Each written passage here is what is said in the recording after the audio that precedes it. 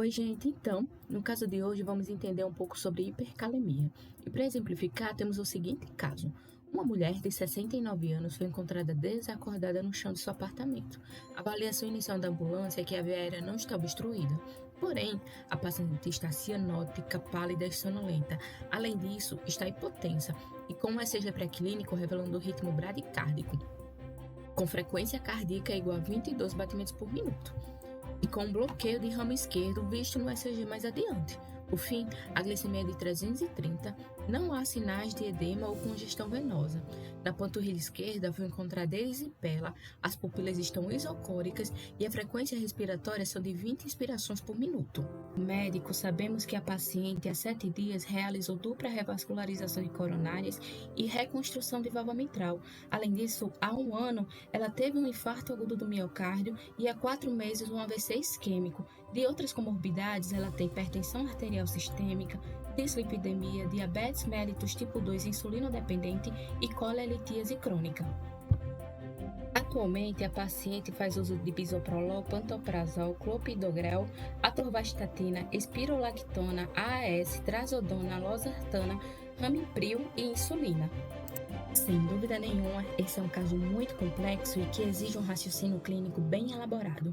Por esse motivo, antes de partirmos para a conduta ou até mesmo o que deve ser feito durante a situação, é de extrema importância olharmos um pouco a fisiologia do potássio. Esse cátion está presente em sua maioria dentro da célula, ou seja, no espaço intracelular. Para se ter uma ideia, apenas 2% de toda a sua composição está fora da célula, no espaço extracelular. Isso equivale basicamente a 3,5 a 5 milimols por litro. Esse cátion é de extrema importância para as funções celulares, para manter a bomba de sódio e potássio, e valores acima disso vai gerar um quadro que conhecemos como hipercalemia. Pois é, só de saber que esse cátion atua na bomba sódio-ATPase, já observamos sua importância nos processos fisiológicos do corpo humano. Além disso, ele tem fundamental importância na estabilização da membrana plasmática e na homeostase corporal. O seu balanço é feito da seguinte forma: 90% do que é ingerido é excretado pela urina e 10% é excretado pelo sistema gastrointestinal. Uma das principais características da hipercalemia é o extravasamento desse cátion para o meio extracelular. Isso vai gerar uma excitação anormal da célula e, consequentemente, uma fadiga tecidual. Sabemos que a hipercalemia é caracterizada por uma elevação de potássio na circulação sanguínea. Mas por que isso acontece? É a partir dessa pergunta que partiremos para as etiologias da hipercalemia. Mas adiantando um pouco aqui, a gente entende que, na grande maioria das vezes, isso pode ser ocasionado por problemas nos rins, destruição celular, acidose metabólica, uso de certos medicamentos ou redistribuição anormal de potássio no corpo. Mas nesse vídeo vamos dar atenção especial a algumas outras etiologias, como por exemplo a pseudohiperpotassemia, em que, após uma punção venosa, os níveis de potássio são elevados de maneira artificial. Lembrando que essa é uma condição rara, em que os resultados dos testes laboratoriais mostram níveis elevados de potássio no sangue, mas o nível real de potássio nas células do corpo são normais. Isso ocorre devido a artefatos durante a coleta, processamento ou análise de amostras de sangue. Já a hipercalemia por efluxo intracelular está associada a certas condições e medicamentos, como por exemplo a acidose metabólica. Nela, distúrbios caracterizados por um acúmulo de ácido no corpo podem elevar o cálcio no sangue. Durante a acidose metabólica, as células podem liberar potássio para o sangue como parte de mecanismos compensatórios do organismo. Outro exemplo que temos aqui é a hiperglicemia. A elevação dos níveis de glicose no sangue, conhecida como hiperglicemia, pode causar hipercalemia também. Isso ocorre porque níveis elevados de glicose no sangue podem causar efluxo de potássio das células para o sangue. Já no caso da digoxina, que é um medicamento usado para tratar problemas cardíacos, como por exemplo insuficiência cardíaca, a hipercalemia pode ser causada por efluxo intracelular. Isso ocorre devido à inibição da bomba de sódio e potássio das células cardíacas, o que pode aumentar o nível de potássio no sangue. Por fim, temos a succinilcolina. Ela é um relaxante muscular usado durante procedimentos cirúrgicos e pode causar hipercalemia por efluxo intracelular em algumas pessoas, especialmente em indivíduos geneticamente predispostos. O hipoaldosteronismo ou doenças renais podem ser causas comuns de hipercalemia, assim como o uso de outros medicamentos, como o IECA ou BRA. Na grande maioria das vezes, as manifestações clínicas estão relacionadas a palpitações e arritmias, náuseas, vômitos e diarreia, fraqueza muscular, reflexos tendinosos diminuídos, parestesia e paralisia flácida. No ECG, o que vamos ver é bradicardia, onda T apiculada, achatamento da onda P, prolongamento do intervalo PR, alargamento do QRS. Além disso, podem ser vistos bloqueio sinoatrial e bloqueios atrioventriculares. Mas diante do caso, como pode ser feito o diagnóstico? Pois bem, a avaliação ela vai ser feita em função da gravidade.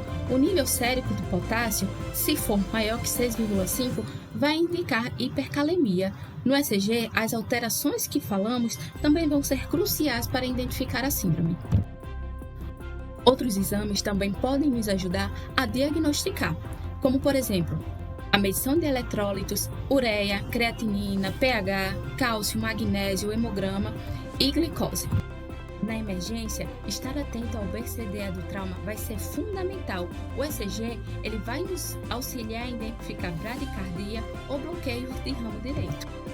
Já no hospital, devemos solicitar um novo eletrocardiograma, verificar a gasometria venosa, medir HGT, fazer exames de sangue, observar o EAS e pesquisar principalmente os medicamentos em uso. Lembra que a gente falou que alguns medicamentos podem causar hipercalemia, como IECA, BRA, espirolactona e outros poupadores de potássio. No caso da nossa paciente, o novo CG demonstrou bradicardia e bloqueio atrioventricular de grau. O pH foi de 7,019 e o lactato de 14, ou seja, estamos diante de um caso de acidose lática. No exame de sangue, o potássio foi de 9, a creatinina de 2,01 e a TFG de 35,3. O EAS demonstrou corpos cetônicos igual a 3,2 mmol por litro.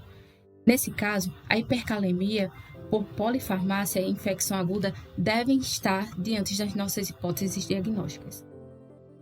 A partir do estudo de caso e entendendo a situação da paciente, podemos partir para as opções terapêuticas. O tratamento inicial ele pode ser feito por oxigênio, 6 litros por minuto, por máscara de Venturi.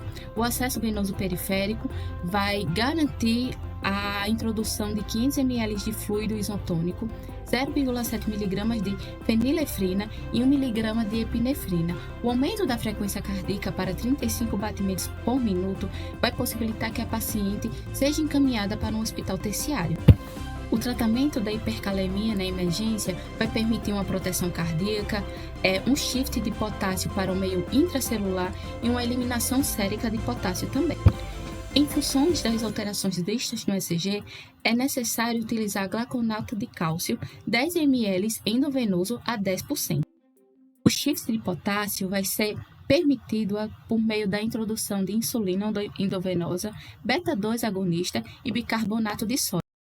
Já o uso de resina de troca catiônica de potássio, diurético de álcio e hemodiálise vai permitir o tratamento da hipercalemia na O tratamento da bradicardia deve ser feito de forma simultânea às medidas de redução do potássio. Com isso, foi implantado um marca-passo temporário de ventrículo direito via jugular interna direita. O ECG com ritmo sinusal de 23 batimentos por minuto. Por fim, devemos considerar as seguintes coisas. A hipercalemia pode ter sido de causa multifatorial, a estabilidade hemodinâmica deve ser corrigida com urgência, o tratamento na urgência ele vai ser de fundamental importância, assim como a avaliação de desencadeadores, como lesão renal aguda, acidose lática, entre outras coisas. A análise eficiente do ECG, como já vimos, foi extremamente necessária para a condução do caso.